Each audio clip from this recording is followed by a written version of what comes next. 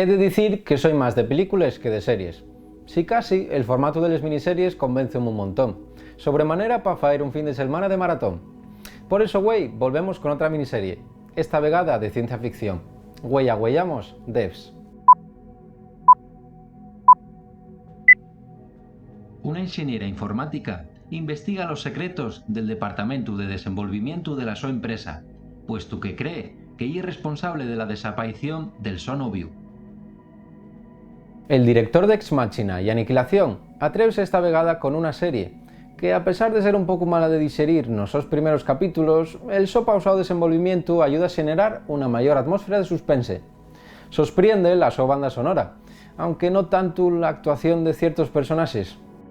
Lo que entama como un thriller de ciencia ficción acaba convirtiéndose nunha constante dulda que la raza humana siempre se planteó.